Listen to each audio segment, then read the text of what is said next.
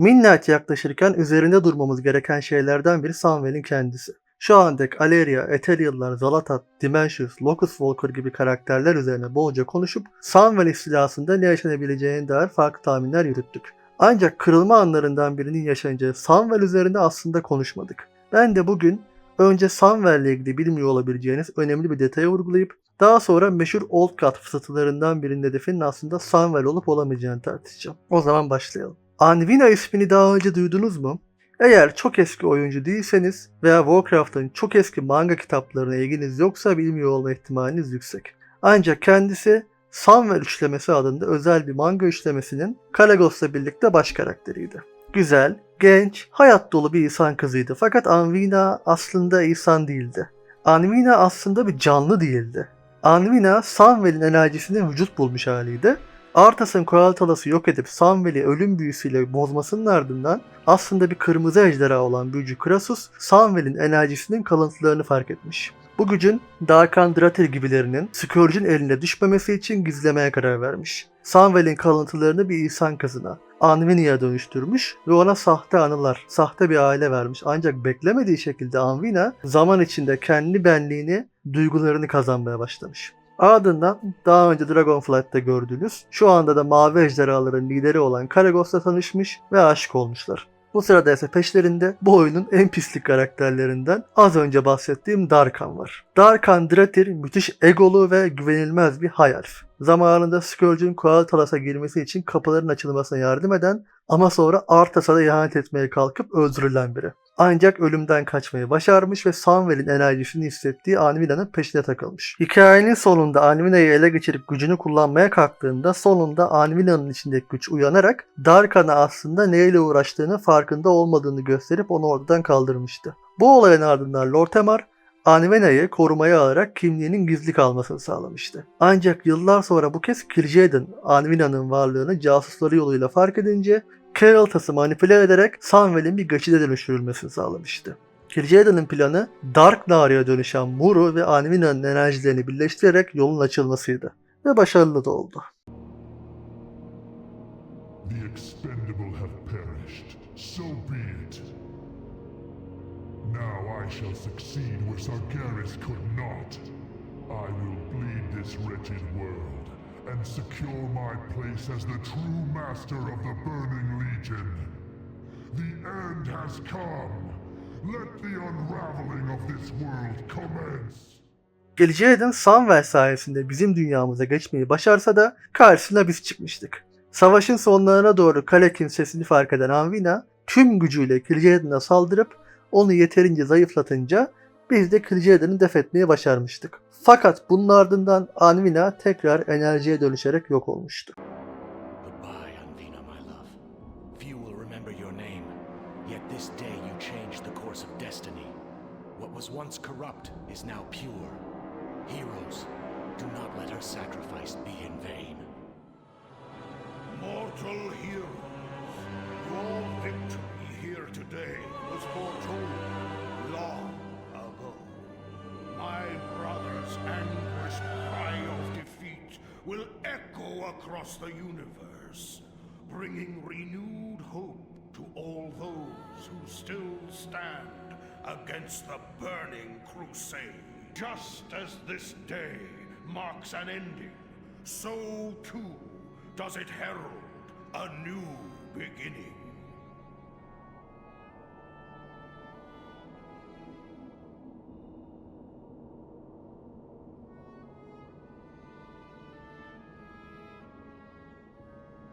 The creature Entropius, whom you were forced to destroy, was once the noble Naru, Mu'uru. In life, Mu'uru channeled vast energies of light and hope. For a time, a misguided few sought to steal those energies. Our arrogance was unpardonable. We damned one of the most noble beings of all. We may never atone for this sin. Then fortunate it is that I have reclaimed the noble Naru's spark from where it fell. Where faith dwells, hope is never lost, young blood elf. Can gaze now, mortals, upon the heart of Muru, unblemished, bathed by the light of creation, just as it was at the dawn. In time, the light and hope held within will rebirth more than this mere fount of power. Mayhap they will rebirth the soul of a nation. Evet, Velen'in bu sözlerinin ardından Samwell'i bir tehditten daha kurtarıyoruz. Ve Samwell'in fiziksel formu olan Anvina da aramızdan ayrılıyor. Yani Samwell bence aynı Azeroth gibi dişi.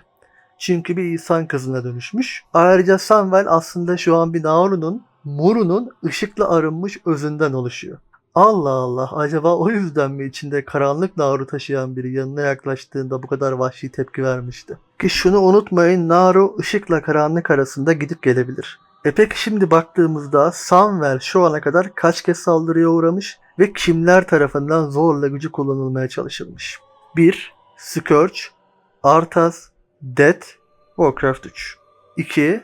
Burning Legion, Kael'thas, Fel, The Burning Crusade. Samwell şu ana kadar 2 kere öldü.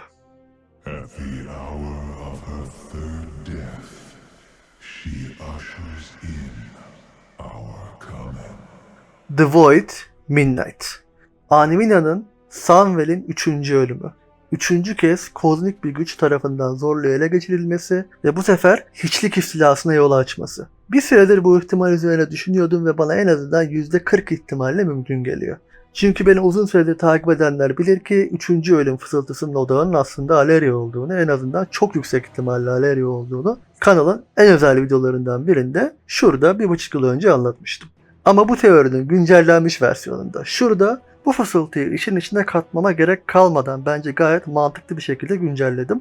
Yani teorinin güncel haline bu fısıltıyı katmadığımda da işlediğini, temeldeki fikrin görmeyi beklediğim şeylerin yine de yaşanabileceğini fark ettim. O yüzden teorimin güncel haliyle çeliştiğini düşünmüyorum. Ancak yine de bu 3. ölümün Samwell olmasına %40, en fazla %50, yani yarı yarıya ihtimal verebiliyorum şu an. Son karar tabii ki sizin, ancak aslında tekrar eden bir patern var. Ona baktığımda bunun yaşanabileceğini fark ettim. Anvina Midnight'te tekrar ortaya çıkabilir mi? Çıkabilir. Belki de bu sefer Aleria'ya yardım etmek için. Onu Ethereal'ların elinden kurtarmak için gelebilir. Aleria ile Anvina arasında paralellikler var. Çok ağır paralellikler değil ama düşünmeye değer. Mesela Aleria'yı da aracı olarak kullanıp Dimensious'a yol açmaya çalışabilirler. Aleria da gücünü, içindeki enerjiyi boşaltıp bunu engelleyebilir mi, yoksa başka şeyler mi olur bilemem, ancak ilerideki videolardan birinde WoW topluluğunda, ancak özellikle bizim toplulukta gördüğüm karakterlerin ölmesine dair duyulan tutkuyu ne kadar saçma bulduğuma dair konuşacağım. Ancak şöyle bir şey de var, bunu yaklaşık bir ay önce fark ettim. Ben dahil herkesin beklentisi Samwell'in bir geçit kapısına çevrilmesi. Yani yüksek ihtimalle de Aleria aracılığıyla ya da Aleria'nın dokunuşuyla. Ama Metz'in Midnight'ı anlatırken söylediklerini tekrar dinledim. The fabled lands of Quel'Thalas. There, the forces of the Void have invaded Azeroth, intent on snuffing out the light of the Sunwell and plunging the world into darkness and fear. Metzen burada Samwell'in ışığının tüketileceğini söylüyor. Ya hiçliğin amacı Samwell'i bir kapıya çevirmektense, ışığını, içindeki Naru'yu tüketip Samwell'i dünyayı koyu bir karanlığa gömecek bir katalizöre çevirmekse.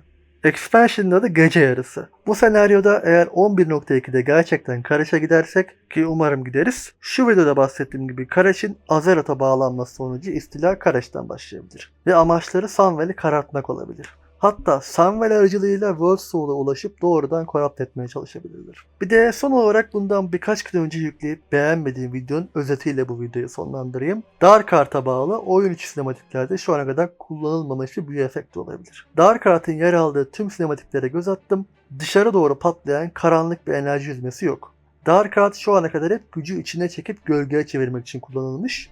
Belki de Samwell'in ışığını Darkheart ile tüketmeye çalışacaklar. Ama yine içine güç çekmiş olacak bu durumda. Ancak eğer bu büyü animasyonu kullanılacaksa bilmem, o karanlık enerji kimin üzerine boca edilebilir ki acaba? Evet, bugünkü video bu kadar da kısa oldu ama her videonun 30 dakika olması gerektiğini düşünmüyorum. 11.1'in hikayesine dair açıkçası şu aşamada konuşacağım bir şey yok. 11.1.7'de müthiş heyecan verici bir hikaye olarak faction temalı bir hikaye olacak. Gelince konuşuruz üzerine. 11.2 duyurulana kadar Minnat ve Aleria üzerine konuşacağım sanırım. Çünkü düşündükçe ne kadar fazla konuyla doğrudan bağlantılı olduğunu iyice fark ediyorum. Ayrıca yeni bir hikaye koleksiyonu gelecek, kısa hikaye koleksiyonu. Bu kısa hikayelerin tamamı The War Within sırasında mı yoksa expansion sonrasında mı yayınlanacak emin olamıyorum. Ancak Troll, Jaina, Renzik, Faerin, Locus Walker ve Aleria hakkında olacaklar.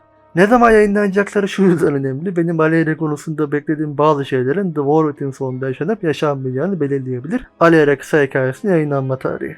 Locus Walker hakkında da olacak ve ikisini en yukarıda gölgeyle sarıp diğerlerinden ayırmaları çok hoşuma gitti. Aleria pek dertli duruyor. Diyelim ilginç bir detaya ve ihtimale dikkat çekmek istedim. Alvina'nın hikayesini detaylıca okumak isterseniz Sunwell işlemesini Türkçe olarak edinebilirsiniz. Hala o kitapları edinebilirsiniz diye düşünüyorum yani. Ben yıllar önce almıştım çünkü. Umarım video hoşunuza gitmiştir. İzlediğiniz için sağ olun. Bir sonraki videoda görüşürüz.